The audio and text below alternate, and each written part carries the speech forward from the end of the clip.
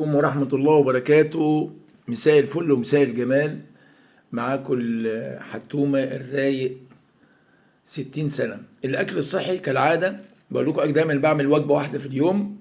الحمد لله بطبق أنا الصيام الشرعي، صيام المتقطع، صيام المية، المشي حافي. حاليا أنا ماشي على الصيام المتقطع. النهاردة طبعا في أكل صحي.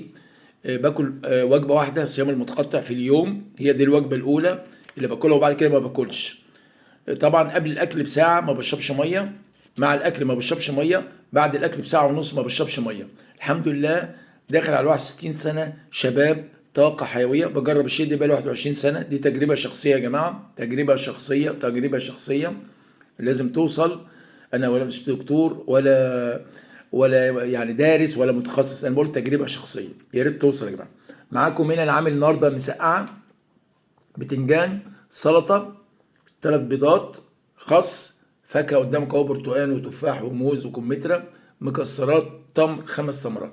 السلطه هقولها تاني، انا دايما بقول السلطه عندي بحط انا البنجر، الافوكاتو، اللهم صل على النبي، البروكلي، طماطم، خيار، جزر، توم، بصل، كرفس، اللهم صل على النبي، بقدونس، كزبرة، جرجير.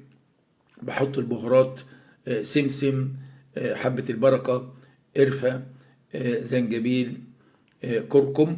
ما بحطش ملح، زيت زيتون طبعا، وخل تفاح. ده الاكل الصحي، باكل بالراحة، باكل ساعة، ساعة وربع الاكل.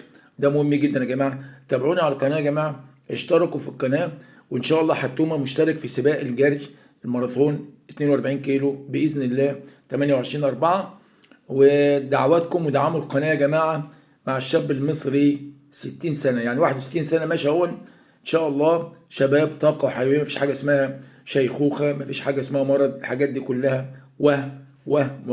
والسلام عليكم ورحمة الله وبركاته.